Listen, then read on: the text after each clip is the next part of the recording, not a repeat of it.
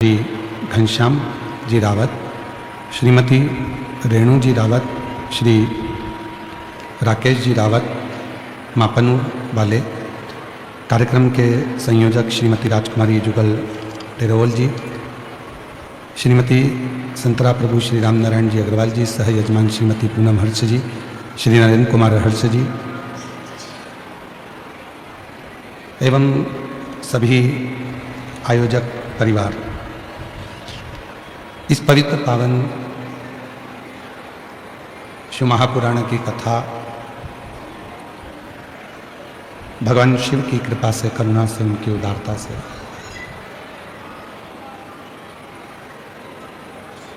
जयपुर के इस पवित्र पावन प्रांगण में श्रवण करने का सौभाग्य प्राप्त हुआ। और तेरी कृपा बिना न हिले एक भी अणु। रिटर्न आ रहा है तेज और फेल की आवाज आ रही है, उसको क्लियर करो, आवाज क्लियर होना चाहिए। तेरी कृपा बिना न हिले एक भी अणु, लेते हैं श्वास तेरी कृपा से तनु तनु।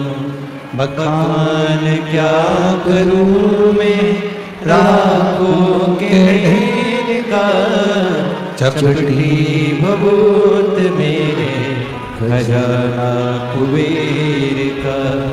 हे गंगाधार मुक्तिवार ओमकार तू, भोले ओमकार तू, आयो शरण तिहारी शंभो तार तार तू। मेरी सभी जीजियों को, बहनों को आज सौभाग्य तीज, गणगौर तीज की सभी देशवासियों की, मेरी जीजियों को, जीजाओं को बहुत बहुत बधाई हो। भारत की भूमि का एक ऐसा त्यौहार गणगौर, ईसर गोरा की पूजा, जिसमें भगवान शिव की कथा सुनने वाले भगवान शंकर और पार्वती की पूजन 16 दिन तक मेरी जीजियों ने, मेरे बेटियों ने करी है। माँ गौरा महारानी से, गणगौर महारानी से निवेदन है, ईश्वर जी से निवेदन है, आप सबका सुहाग अखंड हो, अमर हो, यही बाबा से प्रार्थना करते हैं, यही निवेदन करते हैं। शिव कृपा, प्रेशर खोलो, प्रेशर अंदर, प्रेशर नहीं, ऐसा होना। शिव कृपा जब तक जीव के ऊपर नहीं होती है, भगवान शंकर की करुणा जब तक जीव पर नहीं होती, तब तक वह जीव शिव का नहीं हो पाता, भगवान शंकर का नहीं हो पाता।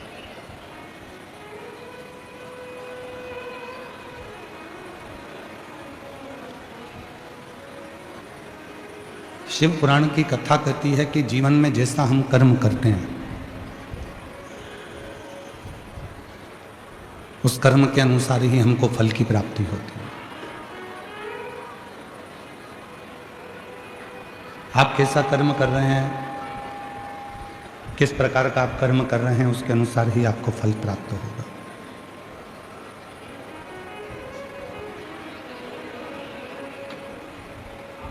व्यक्ति का जो मृत्यु लोक में कर्म है, वैसा कि वैसे ही कर्म उसके प्राण छूटने के बाद भी रहता है। फिर जन्म होता है और वापिस जन्म लेकर फिर इस संसार सागर में कोई ना कोई अवस्था धारण कर कर फिर वो भोगता है।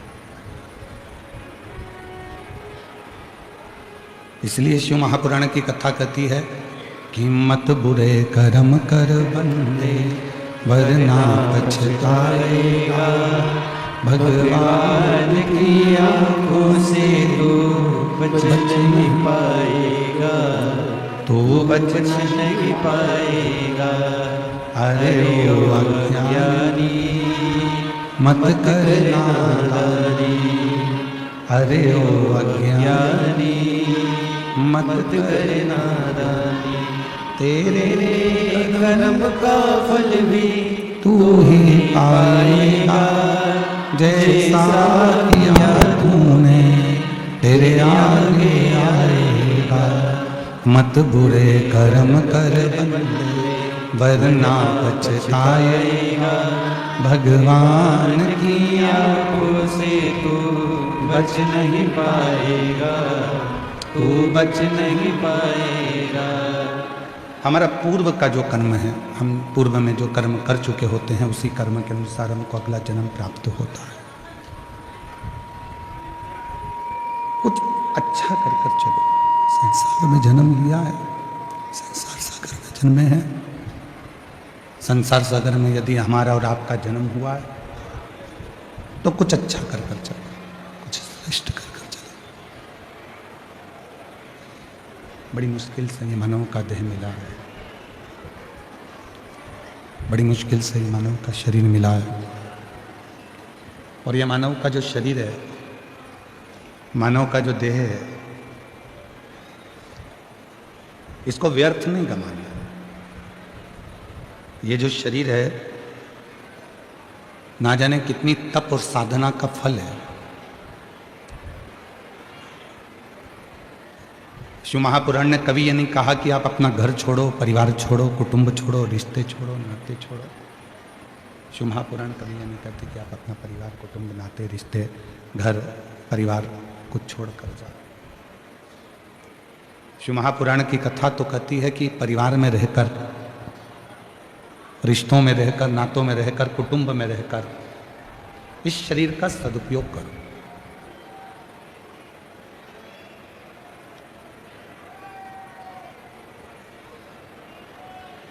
जितना रिश्तों में रहोगे, नातों में रहोगे, कुटुंब में रहोगे, परिवार में रहोगे और परिवार में रहकर जितना जितना आप परमात्मा का स्मरण करोगे उतना सुख आपकी जिंदगी में आता है। घर छोड़ने की जरूरत नहीं है, परिवार छोड़ने की जरूरत नहीं है, नाते रिश्ते छोड़ने की जरूरत नहीं है। ना रिश्ते छोड़िए,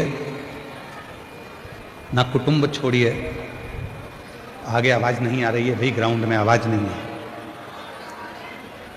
प्रेशर नहीं बढ़। रिश्ते, नाते, कुटुंब, कबीले, ये जितने भी हैं, इनको बिना छोड़े आप शिव की भक्ति को कितना धारण कर सकते हो। जरूरी नहीं कि संबंधों को छोड़ेंगे तो परमात्मा मिलेगा। हमने कई लोगों के मुख से सुना है कि घर छोड़ दो,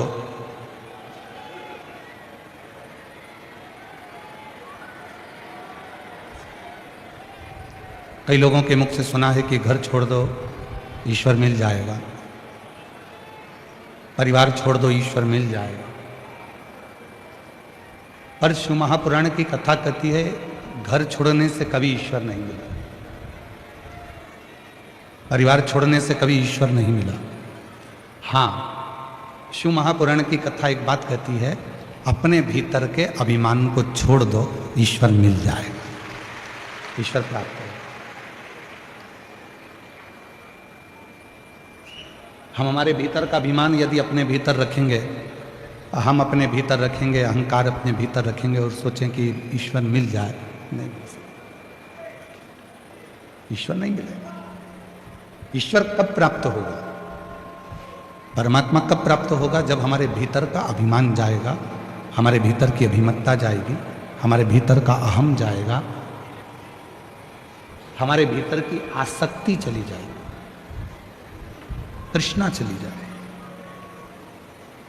अच्छा, शिव महापुराण ने एक और बात कही। शिवपुराण ये भी नहीं कहती कि तुम मत कमाओ। शिव महापुराण की कथा कहती है कि तुम्हारे शरीर की जितनी कैपेसिटी है उससे 4 गुना ज्यादा कमाओ।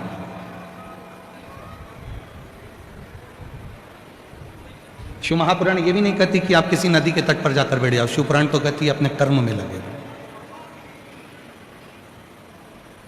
और जितना बन सके उतना अपना कर्म करो। फिर शिव पुराण ने कहा कि ना घर छोड़ो, ना परिवार छोड़ो, ना किसी नदी के तट पर जाकर बैठो। घर से बड़ा, परिवार से बड़ा कोई आश्रम नहीं है। उस गृहस्थाश्रम में रहकर शिव को एक लोटा जल चढ़ाकर उस परमात्मा के हो पाते।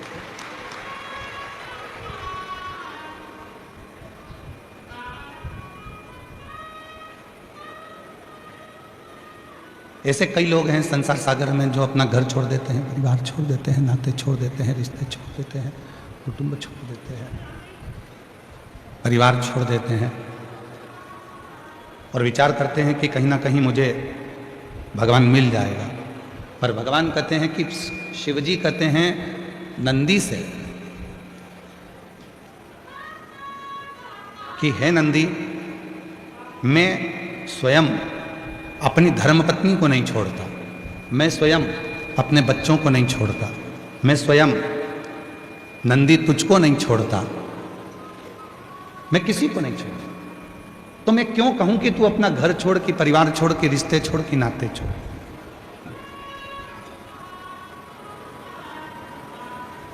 शिव महापुराण की कथा कहती है, भगवान शंकर का चरित्र कथा है, शिव तत्व कथा है कि आपको कुछ छोड़ने की जरूरत नहीं है, कुछ नहीं छोड़ना है। आपको तो केवल घर में रहकर, परिवार में रहकर, नातों में रहकर, रिश्तों में रहकर, कुटुंब में रहकर, अपने सगों के बीच में रहकर भगवान की भक्ति को धारण करना है, भगवान की विरल भक्ति को धारण करना है। क्यों छोड़े?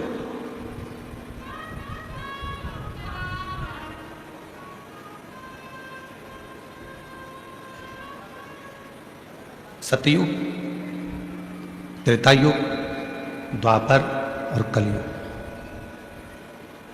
इन चारों युगों में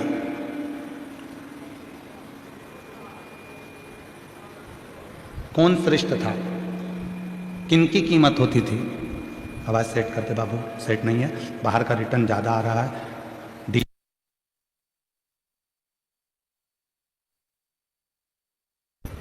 सतयुग, त्रेतायुग, द्वापर और कलयुग, किनकी कीमत श्रेष्ठ है? तो कहा जब सतयुग था तो भक्तों की कीमत थी। सतयुग में सबसे ज्यादा कीमत अगर किसी चीज की थी तो भक्तों की थी।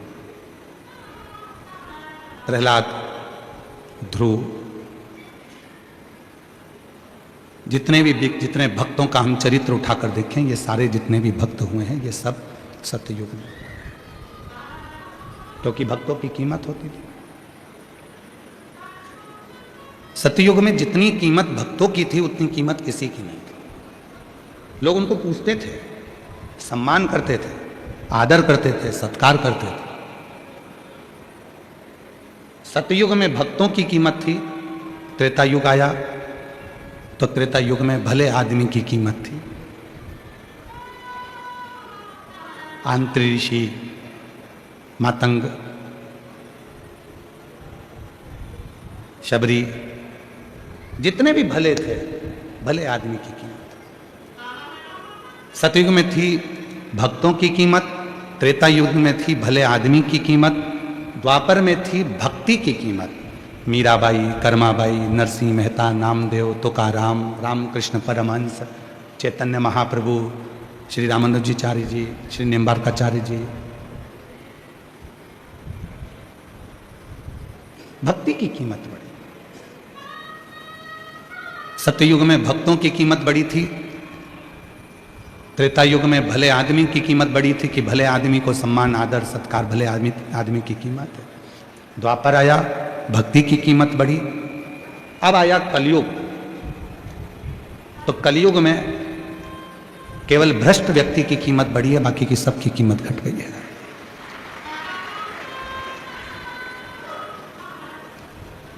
अब आप लोगों को बोलना है सतयुग में किसकी कीमत थी? जम के बोलो, भक्तों की। किसकी कीमत थी? भक्तों की।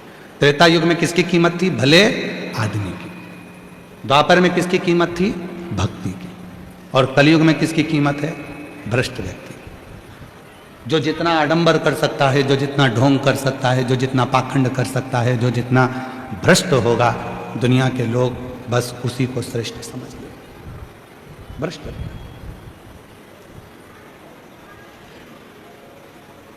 आज दुनिया के लोगों ने करा क्या? परमात्मा को त्याग कर, भगवान को दूर हटाकर लोग अपनी पूजन में लग गए। और शिव महापुराण ने इस कलिकाल में वो चक्रा घुमाया, शिव महापुराण ने वो चक्रा घुमाया कि शिव महापुराण ने कह दिया तुम किसी की पूजन मत करो, किसी सांसारिक व्यक्ति की पूजन मत करो, कहीं इधर उधर आडंबर में ना फंसो, बस एक लोटा जल लो और शिव जी को चढ़ाना प्रारंभ करो और तुम्हारी जिंदगी के सारे दुख में, तुम्हारे जीवन के सारे दुख, तुम्हारे जीवन की सारे कष्ट, तुम्हारे जीवन की सारी तकलीफें तुम मिटा लो।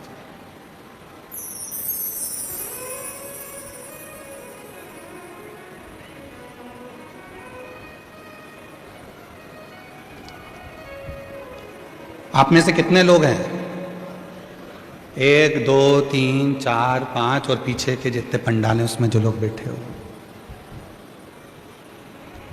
लाखों की संख्या में आप लोग आए हैं।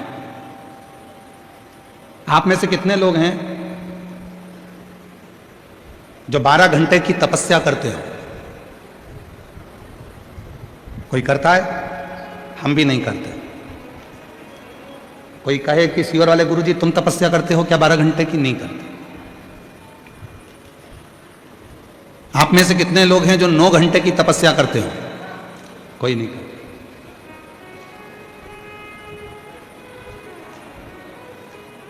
आप में से कितने लोग हैं जो कम से कम 4 घंटे की तपस्या करते हो? कोई नहीं करता। क्यों? क्योंकि कलयुग में तपस्या कम हो गई, समस्या ज्यादा हो गई। कलयुग में तपस्या कम हुई है और समस्या ज्यादा हुई है।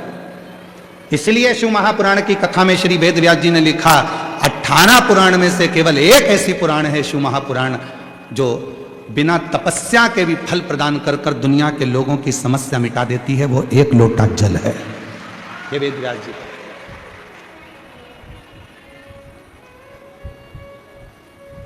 14 घंटे की तपस्या, 12 घंटे की तपस्या, 6 घंटे की तपस्या, 3 घंटे की तपस्या, 2 घंटे की तपस्या, 1 घंटे की तपस्या। कली काल में तपस्या कम हो गई है और समस्या बढ़ती चली गई है। हर व्यक्ति के जीवन में समस्या पड़ी हुई है। दुनिया का कोई संत, कोई साधु, कोई सन्यासी, कोई तपस्वी, कोई साधक, कोई उपासक, कोई महात्मा, कोई जोगी, कोई सन्यासी, दुनिया का कोई ज्योतिषाचार्य, दुनिया का कोई साधारण व्यक्ति, दुनिया का कोई सेठ, दुनिया का कोई गरीबड़ा और दुनिया का कोई व्यक्ति आकर कह दे कि मेरे जीवन में समस्या नहीं है तो हम मानेंगे ही नहीं। क्योंकि जो जन्म लेता है, भगवान राम ने भी अगर पृथ्वी पर जन्म लिया है तो उनकी जिंदगी में भी समस्या चली है। भगवान कृष्ण ने भी जन्म लिया है तो उनकी जिंदगी में भी समस्या चली है। स्वयं भारत की भूमि के जितने बड़े बड़े संत, प्रहलाद, ध्रुव, मीरा, कर्मा, नरसिंह मेहता, नानी भाई, जितने जितने भारत की भूमि के संत हुए उनकी भी जिंदगी में समस्या चली, उनके भी जीवन में समस्या चलती रही। तपस्या कम हो गई, समस्या बढ़ती चली गई और उस समस्या का हल आप सबको शिव महापुराण ने दिया है। क्या दिया है? एक लोटा, जम के बोलो जरा, एक लोटा। 14 घंटा तपस्या नहीं कर सकते, 12 घंटा तपस्या नहीं कर सकते, 10 घंटा तपस्या नहीं कर सकते, 5 घंटे तपस्या नहीं कर सकते, 1 घंटे तपस्या नहीं कर सकते। मत करो, 1 मिनट निकालो, अपने घर में से 1 लोटा जल भरो और अपने पास का जो मंदिर हो, अपने आसपास में जो भी शिव का मंदिर हो, वहां जाकर चढ़ाना प्रारंभ करो। तुम्हारी जिंदगी भर की तपस्या का फल शिव देना प्रारंभ कर देंगे और शिव तुमको सुख देंगे। तो मित्रों, कैसी लगी आपको ये वीडियो? अगर अच्छी लगी तो वीडियो को शेयर कीजिएगा ज़्यादा से ज़्यादा और लाइक कीजिएगा, चैनल को सब्सक्राइब कीजिएगा क्योंकि आपको ऐसी वीडियो इस चैनल पर मिलती रहेगी। तो मिलते हैं नेक्स्ट वीडियो में, तब तक के लिए राधे राधे, जय श्री कृष्ण।